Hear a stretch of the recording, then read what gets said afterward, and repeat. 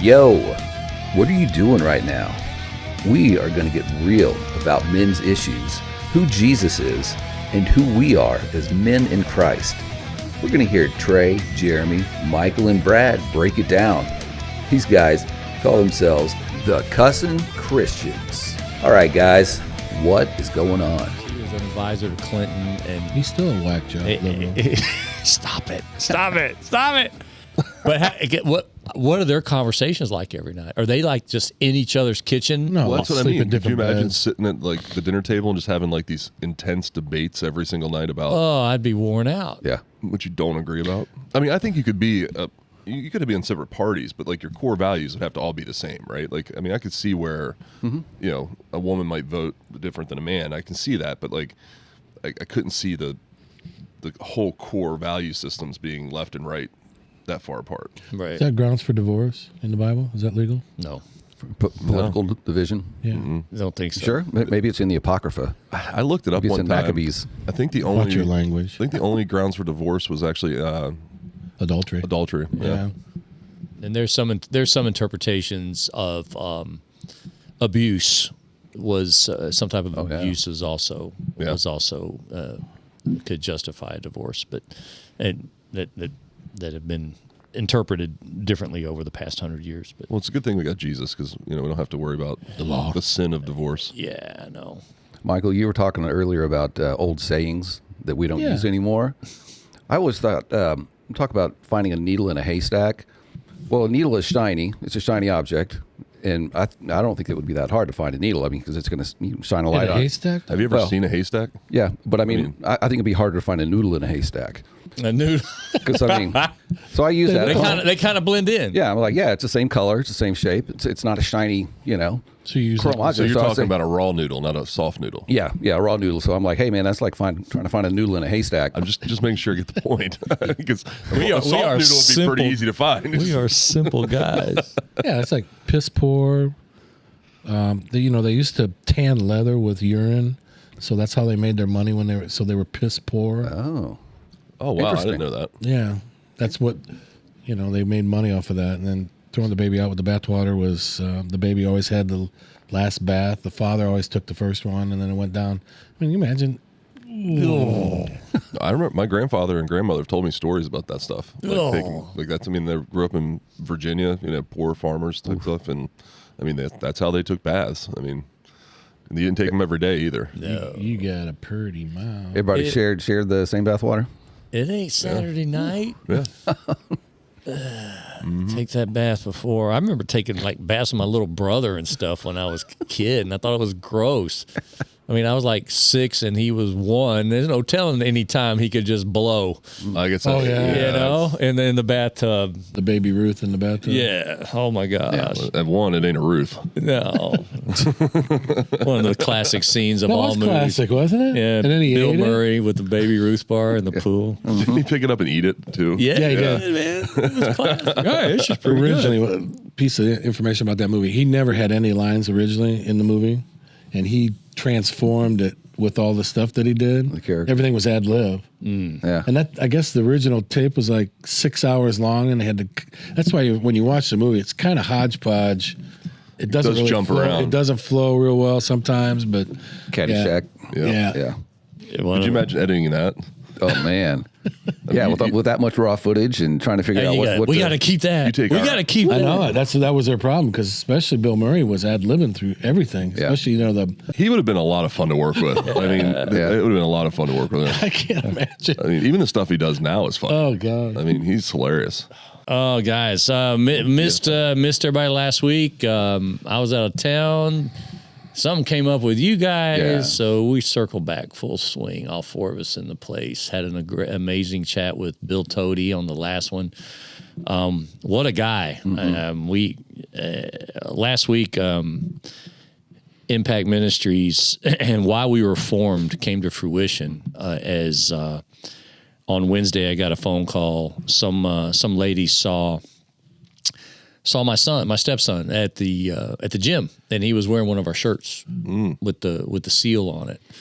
And she saw it, and she went up to him and just said, talk to me. What's this about this group? I've seen these shirts. And he explained to her kind of what we do, what our goal is to help men overcome, right? And she goes, I would love to get my husband plugged in. Story. He's going through some horrible things. I'm scared. And Matt just said, call my dad. And I was getting ready to go to Texas for the funeral. My phone rang. It was her. And I'd met her before at the gym. She and her daughter had actually come to see Zach Williams. And she realized who I was, and we talked and reminisced about that. But then she's just scared to death for her husband and the state of mind he was in and what he was contemplating. And I couldn't get to him. I called Bill Toady, who was our last guest, and this guy's 20-year veteran. She's actually a veteran as well. And I called Bill. I said, dude, I can't break away. Someone needs to get with this guy. And he goes, give me the address. And 2 hours later, he called me and said, I just sat at their kitchen table, and he was planning it, but we have another plan now. Planning suicide. Yeah. Okay. And but then Bill said afterwards, now he and I have a plan, and he came to the first the veterans meeting on Monday night that happens at the church, and he just said, I was in a dark spot, I didn't know where to go, and I said, dude, we got you. So that was Impact in Action last week. That's awesome. One for the good guys. And yeah, so just they mentioned thank it God. at the leadership retreat as well. Right, and Bill. And Bill was thankful because he's a retired man. He doesn't have a job. He does have a job. He's retired, but Sure. And as he said, he's only been saved for 2 years, right? And he had this successful military career, then successful career in the business world, and finally he came around and Jesus found him and he accepted it, and he made the comment, I was so happy to get to him because there's a few that I haven't been able to get to. And wow. I feel that as well. We've done 2 or 3 suicide funerals the past few years. And in any case, I just wanted to give that shout out to our friend that was on the last podcast. If you haven't seen his podcast yet with us, please go backwards one episode and you'll see our interview and time with Bill Toady. And also, I put it on our Facebook page, his own podcast that they surpassed 10 million views the other day. Wow. So it's called the Unauthorized Biography of the Pacific War. I believe that's what The it's Unauthorized History called. Pacific War. Right. Yeah. And history of the Pacific War. And he's got veterans from all over the world following that. So just an inspirational guy. So just on that note, Trey, if you guys contact us in an email or whatever, somebody's going to reach out. Impact Ministries, somebody's going to be there. We've done it before. You've sent me emails, and it's like, I call the guy. So it happens. It's important. I met with a man yesterday that wants to be one of those guys for someone that might be struggling. And on the Brotherhood support page of our website, it's listed. Are you struggling with? And there's a wash list of things struggling with. There's a man that we know we can put you in touch with. If you send me an email and saying you're dealing with something that I can't relate to, guess what? I can put you in touch with someone that has experienced exactly what you have. And I met with this man Wednesday because suicide's part of my past. And then the experience of having 3 friends of mine commit suicide was really heavy on my heart. So I felt like he and I made a connection, and we're going to be meeting each week. And he's a Christian. And sometimes Christians get into a season of life, man. Oh, yeah. And the depression and suicidal thoughts are real. If you can be transparent about it, you'll get no judgment, no condemnation, no nothing from us, but an arm around you, and let's pray together and try to work through it. So but I just wanted to open that with that since we haven't been around each other in a while. And I've missed you guys. Oh, my gosh. Yeah, life's just good right now. I mean, Awesome. Catching up. Looking back, and I think we can all relate to this, and it's kind of what our topic is tonight. I mean, looking back, how consumed do we get with other things, happenings in our life, the worry, the anxiety, and now looking back, you're going, I went through that time, I was stretched, But now I'm seeing the light again, and we go through these seasons, right? And sometimes you get readjusted on. I shouldn't have been concentrating on that so much. Well, that's one of those things. It's ironic we're having this conversation today because I actually was in a conference room yesterday morning talking to two young ladies, and one of which is Hindu, the other which is a Catholic that's trying to figure out her way out. Actually, she was talking to me ironically at a bar. Out of the way out of the Catholic faith? No, her thing is like she always has been Catholic, right? So she believes, but she's just kind of trying to figure it out. And ironically, the night before we were at a bar with some clients, and she started talking to me about it. And I said, well, my biggest thing is the religiosity of the Catholic Church. Is like I think people get caught up in that versus relationship, and you can put all the ashes on your forehead you want, but that's not going to get you to heaven. Speaking of, it was just Ash Wednesday. Yeah, that's when we had the conversation. Was Ash Wednesday? So it's like you see all these guys. I love it. amount of people. I wipe them off of people when I see them. Nice. Wow. Oh, you guys? No. It's like You're such an asshole. Yes, I do. I love you, but that's such a move. That's wrong, I man. do, because how long are you supposed to keep them on? Till they wash off.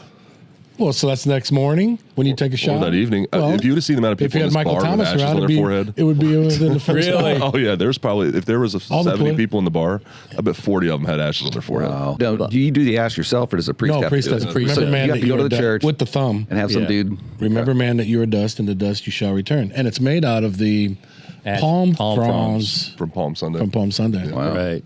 Yeah, I think So they'll go Lutherans through do the it, too. trouble. They'll go through the trouble to go to a It's Catholic a service. church. It's a service. Okay, and everybody gets it done, and then they go to the bar that night. And Or wherever. Yeah. Keep it on all night. No, I mean, Yeah. I was in downtown Charlotte, and there's a Catholic church right there, and there's a line out the door. They literally just assembly line them through. wow. Yeah. Yeah. I mean, it's all it is. Like, they basically do the Eucharist, and then, like, they just start walking through. So freak a Catholic out next time. Just, hey, Yeah, dude, just you go. got something on your head. No. I'm surprised you don't get smacked more often. Yeah. You know? I know. Like, I love you, but, like, if you came up there and tried to wipe off my forehead, I'd be like, what the heck? I think next year I might do like a bedazzled one. Like I'll get some little stick-on jewels and do like a really elaborate giant cross on my forehead. Yeah. Just one up the One up the Catholics. Catholic. Yeah, it's like, Well, check anyway. this out. But you were talking about, and anyway. Yeah. So no, I was talking to her, and then the next morning we got a chance to sit down, and we were just talking about just things in general, and it kind of came up of like, she actually made the comment. She goes, we just like, we don't sit and observe. She goes, I wonder how many things we miss on the phone and different things like that. And it led to this conversation about like, and I said, well, think about it. I was like, we were talking about anxiety and depression and things like that. And I said, it's funny. I was like, that the things that we get anxiety and depression over are things that don't really matter 99% of the time. Right. I was like, think about like our counterparts in India, the people they walk by on the street every morning. I was like, that literally don't know where they're going to sleep tonight. They don't know where they're going to eat. They don't know what they're going to drink. Like I was like, the anxiety is a natural thing, but it's made to make you think about like, so you get moving, right? But we get so consumed, and a lot of times our phones become that thing that we focus on more. And I was like, and I believe that, you don't have to worry about tomorrow. It's just going to come anyway. So like, I don't get the anxiety as often. I still get it. Don't get me wrong. But anyway, it led to this really good conversation that got a chance to bring up God and Jesus and whatnot. So, and just kind of why we don't need to worry, But if I leave this at home, if you're going to the store and forgot your phone and been like, dang it. Yeah. Like, What am I going to do now? It's like what it's if almost somebody like needs me? Yeah. And it's almost like you pull into the parking lot. If I haven't gotten out of the car yet, sometimes I consider going back to get the phone before I drive back to go into the store. Yeah. I mean, but yeah, it's I don't know. It's amazing how much this device can be instilled in our life. And when we were talking, I actually said, one of the funniest things is like when I go on these offshore trips and I'm gone for 4 days, right? At about 12 to 14 miles, you lose cell phone service typically. And it's gone. And I have this anxiety for like 6 or 8 hours. And then all of a sudden my body's like, you better get over it. Right. And then I'm so peaceful the whole trip. Yeah. And then all of a sudden we get back within that 12 to 14 miles, 3 days later, 4 days later, and all the bars pop up, and I can hear my phone just ding, ding, ding, ding, ding, ding, ding, ding, ding, and then like the anxiety hits me again because it's like, And with everyone that dings, you're going, it just like mounts. Yeah. Because now I got to read it again. Well, that's like I talked about C.S. Lewis's book, Screw Tape Letters. I think I mentioned it a while back, and that is, Satan's talking to the other demons, and he says, what's the best way to get the Christ followers away from Jesus? And he says, distraction. Yeah. we have so many idols. Yep. in the Western culture, in the Western Oh, yeah. church. We have so many idols, and he started with that, with the phone. And we kind of went around the room of, he said, isn't it crazy how we always say, I'm going to set up to work God in for like 45 minutes today. Why don't we, true. why don't we set up to say, I'm going to be with God all day today, and I'm going to work 45 minutes in to check my emails and check my texts and return calls. Why don't we say we're going to work that in? Flip the narrative to God's thing. And I thought it was, and just the idols that we follow, that we look at. Sure. And I just asked you guys to think about what idols have you had in your life?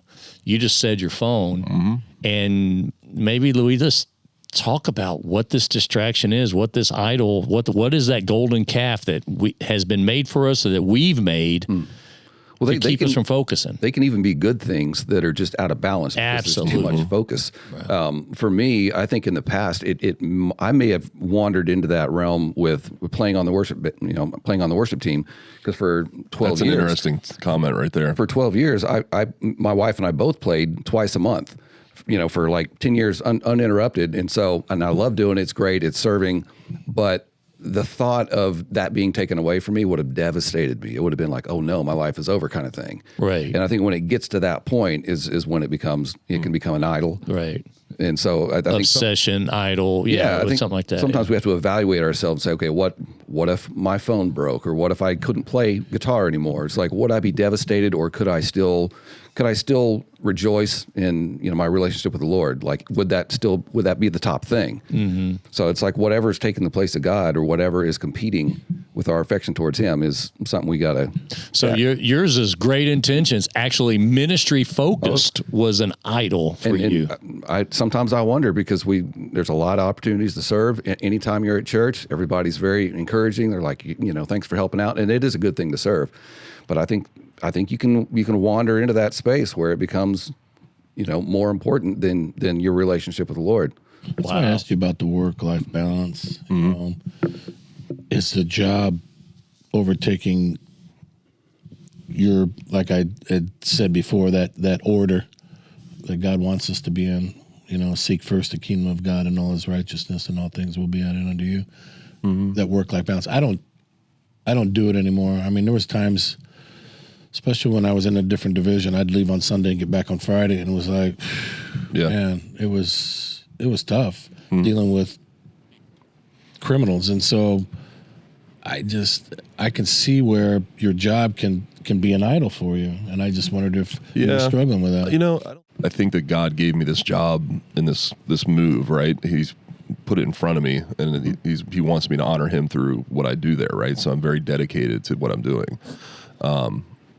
And it is interfered some, and because I'm out late, things like that. I'm traveling, I'm not home as much, so I don't have as much time on my hands. But no, I don't think right now it is. I think anything that brings us affirmation or makes us feel good about ourselves can easily become an idol. It could. And so, you're feeling good. You're cruising along with you're being successful in your work. You're getting a grip on it. So that's something that could become a focus. Go there. Yeah. Yeah. But we had talked last week about crazy sports parents and how we've all had kids in sports. We've all coached kids in sports. I was that. You were a crazy sport dad? Okay, keep going. I'm just saying. Yeah. No, that's a very tangible thing. You can look at other people and say they are nuts about their kids' success in sports, and it's more about the parent than it is about the kid. Yeah. But it becomes that becomes an idol, because you wouldn't behave that way if you had a proper balance of God's first. This is a nice, sports is a good thing for my kid to be involved with, but my day is not made or ruined by whether they lose or win. Mm-hmm. And like I said, we've all coached, we've all had kids that were in it, and for 5 or 6 years, my son was like the best. He was the best kid on the field playing soccer. And so it felt good, like indirectly, it felt good, like, hey, I'm the dad of the best kid out there. Amen. Yeah, and you don't think of it, but it seeps in. And then when he decides to quit or he doesn't want to play anymore, it's like, oh, wait a minute. Like, as a that's parent, my life. Yeah, we're upset. Like, hey, man, that made me feel good. Like, what do you think you're doing?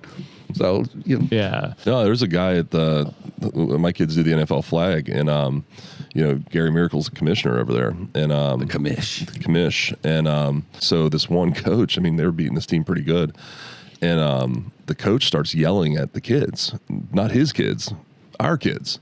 And the next thing, and he was yelling at Hunter. And Hunter, you guys know Hunter. I mean, that kid, he's the sweetest kid ever. Oh, I mean, man, yeah. He's competitive, but he's the first one to be like, hey, good job to the other team. Like, he's not talking smack out there. The coach is yelling at Hunter, and Hunter turns around and goes, will you just stop talking to me? I mean, and good for him. The coach ends up yelling at Gary and like just made a whole scene on the field. And my wife was like, you need to go talk to that coach. I was like, first of all, if I talk to that coach, I'm going to punch that coach. Right. I was like, so I'll go about it the right way. And I reached out to Gary and I was like, hey man, like, listen, I'm not trying to be that guy. It's not because it was my kid, right? But that coach is way out of line.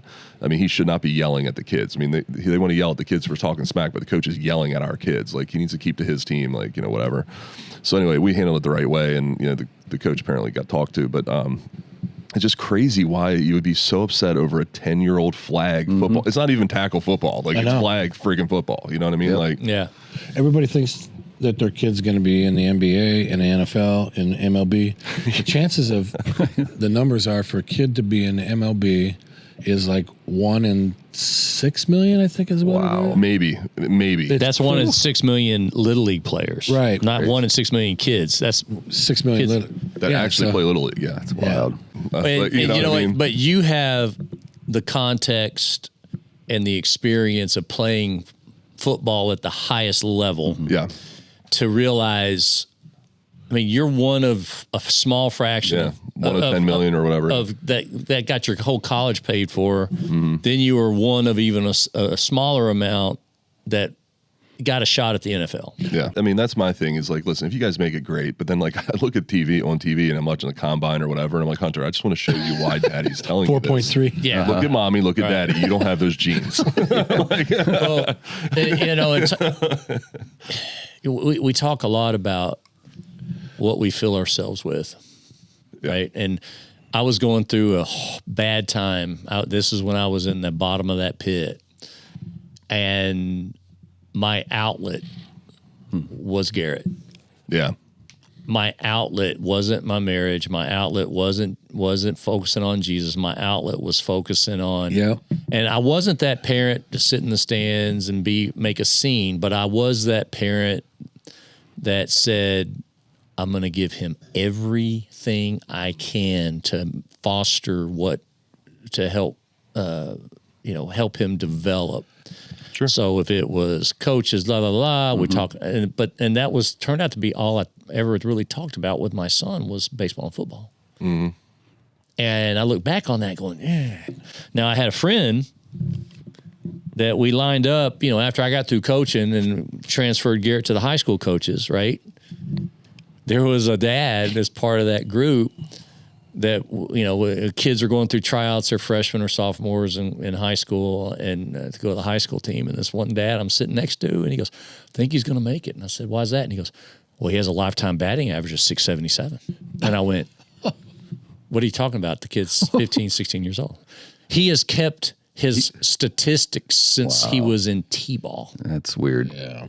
Since he was in T-ball, every game he kept a mental look at. He could tell me how many hits he's had, how many his batting average, how many home runs stole, and I'm like, oh man, you got a problem. I think we as a society have a problem because you look at all the highest rated TV shows are NFL games, and how much we pay the athletes. Mm-hmm. I mean, these guys are getting $250 million contracts. I'm like, how is there even that much money available? Well, TV ratings and all the sponsorships, all that kind of stuff. So it's a $9 billion a year industry. Yeah. Well, yeah. I don't think there's anything wrong. I mean, the difference, though, I think what we're talking about, though, is there's nothing wrong. Like, I mean, listen, I have my kid, Hunter does speed and agility training on Tuesdays and Thursdays. He does practice Monday, Wednesday, Friday, and then has games on Saturday, right? So, like, there's nothing wrong with putting your kids in a position to succeed. Like, nothing wrong at all. But, like, it's not our life. You know what I mean? It's not my life, at least. Now for him, it's everything. He loves it, right? And listen, I want to support him in every way I can. So, and if he was musical, you would shift it to that. Yeah. If it's a piano, guitar, or if you like to dance, or if you like to dance like you did. I was a real dick during my coaching days.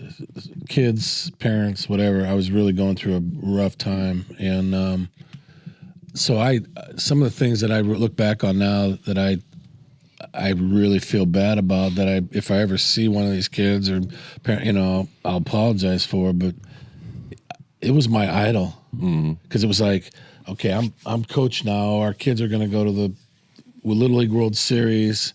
Everything I do is going to get them there because I'm so brilliant. Blah blah blah. And I look back on it, and there was no God in it whatsoever. It was my idol, and so I won't say names. If you're watching, I love you. Forgive me for all that crap, but it was a rough time, and I can see how we make these things our idols, and it separates us from the Father. Because who elevates us, guys, as believers? Who takes us to the top? Is it what we do? Or is it God's plan for our life that takes us to an opportunity where he lets us go on our own, lets us do our own thing? Yeah, Jeremy, I'm going to let you start this business. He's the one that promotes us. He's the one that takes us. He literally, I started that job, and it's crazy to think, but like I was probably a month away from going to my 401k and emptying it out to keep things afloat. That first paycheck, it was literally like the last of my money was there. Okay. I mean, I can't, like, that's how close I was to like having to like pull money out of places that you shouldn't pull money out of. I mean, it's amazing how he just like took that road. He opened it up. I struggled for a long time. At the very end, I started seeing some success. And then he put this other opportunity in front of me, and I just knew that's where I needed to go. And then literally it was a paycheck away from having to pull empty money out of the 401k. Wow.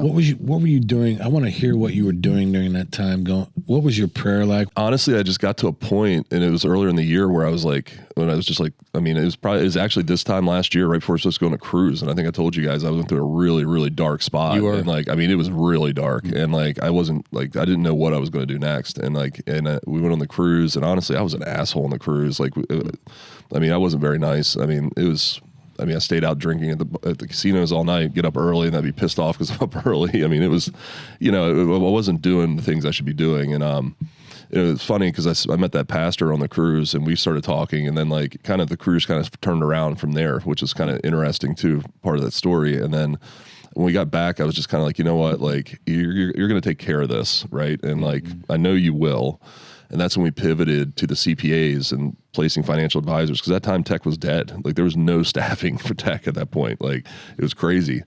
And that's when I started getting some wins. And then it still wasn't great. I mean, and I was definitely stressing. And I finally was like, God, I don't know. I just doesn't feel like this is the path you want me on, basically. Right. But I don't know where to go because nobody's hiring people like me. Right. You know what I mean? Like my skill set is not being hired, it's being laid off right now. And then I was on LinkedIn one day, and I saw Ajay, who's our COO. He's co-owner with Rangini, our CEO. So I reached out to Ajay. I was like, hey, man, like, haven't talked to you in like 5 years and blah, blah, blah. And then next thing you know, I got a call from a recruiter, and it just kind of all worked out. And I remember at the end, I was like, Lord, I don't know what you want me to do next. But like, and he actually gave me a couple of wins there at the very end. And it was almost like, hey, if the job doesn't work out, I remember you saying, I may stay in this. This is going pretty good. Mm-hmm. So do you think Satan was dangling a bone going, God's going to provide for him, and God's going to do this thing in a big way, but I'm going to lead Jeremy astray with this bone over here. Absolutely. And here's why I know that's true. So I got $40,000 worth of fees my last week before I started at Artec, or before I accepted the job at Artec. So I knew I had $40,000 coming in. I took the job. 3 weeks in, the two clients, both of them called me. They were like, hey, the guys aren't working out, so you're going to have to repay the fees. Oh. And he took the fees off the table. Wow. Whoa. Yep. Wow, man. So there was no going back, right? There was no company there to go back to. He literally said, hey, you know what? You could probably use $40,000 right now, but I don't want you to think that this isn't my path. Right. And he just took the $40,000 off the table. You mentioned you went on this cruise. It was a leisure cruise. Yeah, we were celebrating our 10-year anniversary, all of our 40th birthdays. Time for you to check out. Yep. Time for you to rekindle things with your wife. Time for you guys to enjoy each other. Times for you to experience different parts of the world. R&R, shut your phone down, all that. Yet you were consumed, right? And last year, I experienced something kind of similar, because I as great as that Gainesville event was, our ministry took a tore up. giant hit. And Donna and I went on a cruise not long after that as well. And it was like 3/4 of the time, all I could think about was, I got to pay some bills.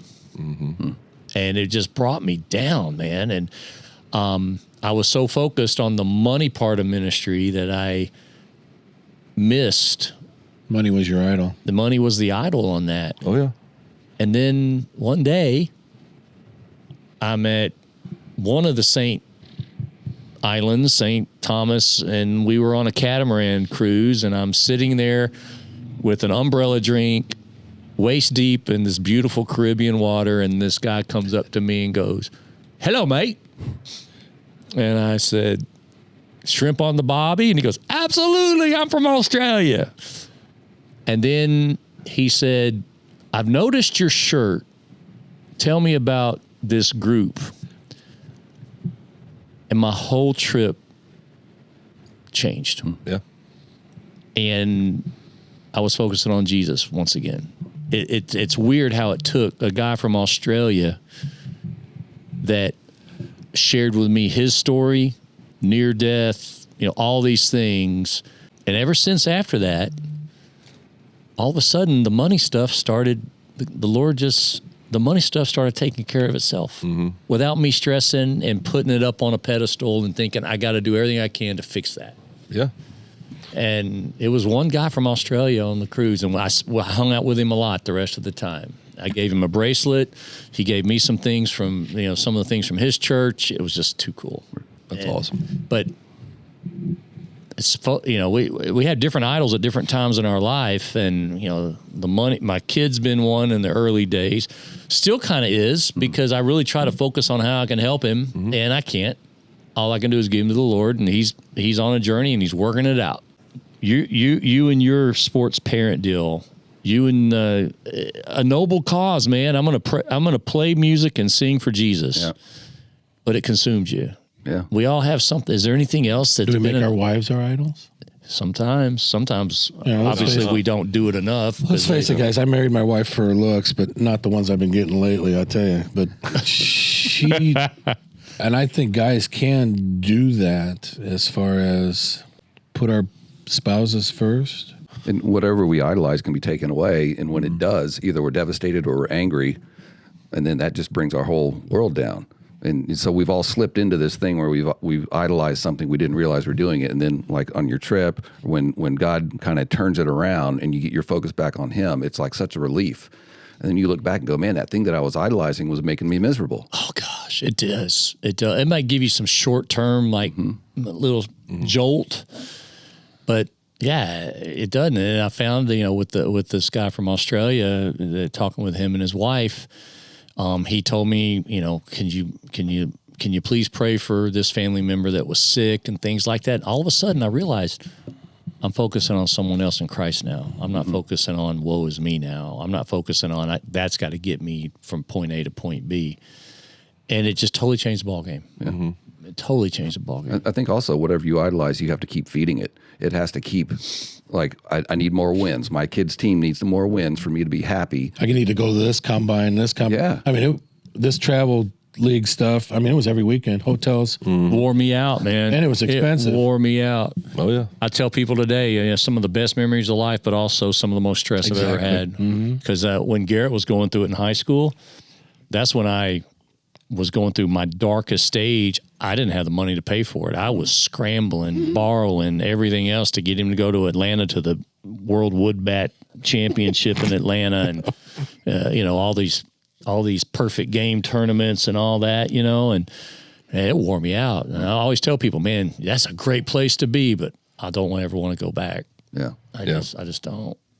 We have the Bay Hill things going on Right. today here in Orlando, and I was watching. You guys ever watch Full Swing on Netflix? Yes. I've watched bits of it. Yeah. It's a super good series. But you watch these guys, and these guys are guys that are like on point, right? And I'm not going to judge anybody, but I would say Tiger Woods at his peak, like his idol was probably golf, right? Oh, sure. But you watch the Brysons and these guys who you can tell like their whole world is golf. I mean, Bryson he's a machine, man. I mean, and he takes a scientific approach to it. I mean, that's why he's hitting the ball 400 yards, right? But then you watch this guy, Scotty Scheffler.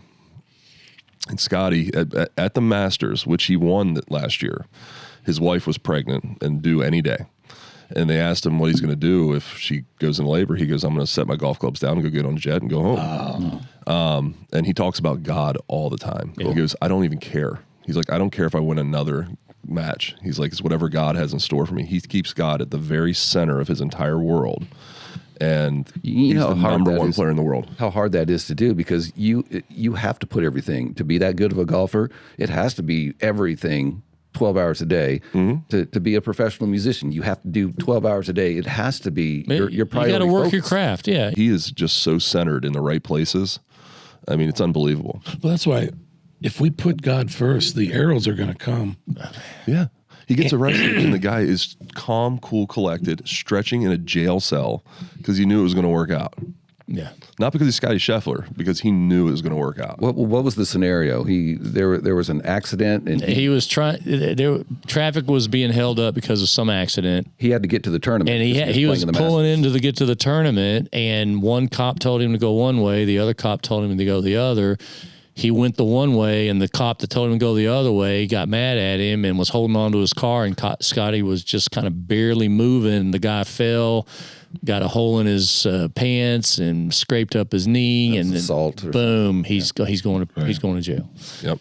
But yeah, you see that. You talk about Tiger, right? I mean, he was zoned in all those years. And then last week I saw the pictures of him in a high school football stadium cheering on his daughter who just won the state semifinals in soccer. She's out on the field, and he's there with all the other Joe Schmoes in the world, high-fiving everybody, and that makes my heart feel good. Yeah. It ain't all about golf. It's about celebrating, and I don't know if Tiger knows who Jesus is, but I got this impression of him as somebody different. Yeah. Than just someone laser beamed like that. Well, the people of Israel, when they made the golden calf, they weren't that far removed from coming out of the wilderness, seeing all the miracles and things that God did for them. Literally manna coming from the sky. Right. Yeah. Type miracles. Like, and I'm like, okay, and then you leave that? That's what we do. That's the exact same thing we do. Oh, yeah. We leave that first love. We leave the truth. We get into these idols that we make for ourselves, thinking that that's going to be better for us, and ultimately it's not. And so we come back to that, hopefully, as men, as Christ followers, and we realize what our priorities are. And I've been on that roller coaster, and the last few years, it doesn't affect me anymore. I don't go there anymore to lift myself up in the world's eyes. Yeah, I just don't. You think about Ephesus, man, and Paul wrote the letters to Corinthians and Ephesus, and they go out and preach this message of Jesus, focus on Jesus, just Jesus, and what do? They built these little idols called Diana, Artemis, and they start worshiping a woman. And that we believe in Jesus, but this little, and Paul almost got killed because he hurt the trinket makers living because they were making little idols, little statues of this person, this quote unquote God. I guess the question is, what's your idol? What has been your idol? We kind of shared some things today about our past and what we used to idolize, and I'm not sure what might pop up tomorrow that I'll look at and not focus on God. It could be anything. Sure. I just know from my experience in this short time of my life I've been doing this stuff, I get consumed with who I'm meeting with, where I'm going to go show up, what I'm going to be doing, who I'm going to be speaking to. And what's the response from the crowd when you speak? And yeah. Oh, yeah. Or That's or, feed me. or y'all know me, who responds to us on a social media post in a negative way. That's Jeremy's job. That's Jeremy's job. See Jeremy's the one. See all the responses they're getting, right? Yeah, I know. yeah, and I can't handle it, man. And having idols sometimes, if you have like a codependency issue, like I kind of still do, those are tough, especially when people fire back at you, and so you get fixated. So we're just urging everyone here to think about that. How do you get fixated on things? What could you qualify as an idol in your life that's distracting you from the Holy Spirit talking to you and the true purpose of Jesus Christ? Love to hear about it. Shoot us an email. Love to hear your story. Also, check out our Brotherhood support page. If you're going through something today, we've got a team of men that can help you out and just come alongside. We might not have all the answers, but we have an ear. That's what I like to say all the time, or shoulder. So check that out. Also, check out Matthew West. We are 12 weeks away from our next Grace Experience, Melbourne, Florida. 5-time Grammy nominated Matthew West, singer, songwriter. Do you ever realize how many songs he's written? I don't think I have. If you listen to Christian radio and he's not singing the song, chances are his name is in there as a co-writer. So just an amazing story. He talks, his songs about grace are awesome, and we are just going to unpack some things with some people from our community, some pretty cool people that are going to be joining us with some video testimony. Just going to be a celebration. May 31st, King Center. Tickets are on sale at kingcenter.com. We'll put that in the description. And we're going to have some chances for you to win a backstage meet and greet VIP type situation before. So newsletter will probably go out next week to everybody that's listening on that. So if you're not on the newsletter, go to our website, go to the bottom of each page, and you can register to be on that newsletter. So check that out. Anything else? Just hit the like button, follow, and share. They're free, and they could change somebody's life. Gotcha. Right on. Yeah, we would love for you to do that. So with that said, we're rounding this bad boy up. I'm Trey. I'm Michael. I'm Brad. I'm Jeremy. We are the Cussin Christians. But we don't cuss all the time. Jeremy does. Jeremy does. I had to talk with HR about it.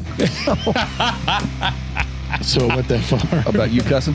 Yeah, listen, I can't tell it on the air, but yeah, I'll tell you the story in a minute. All right. That's fine.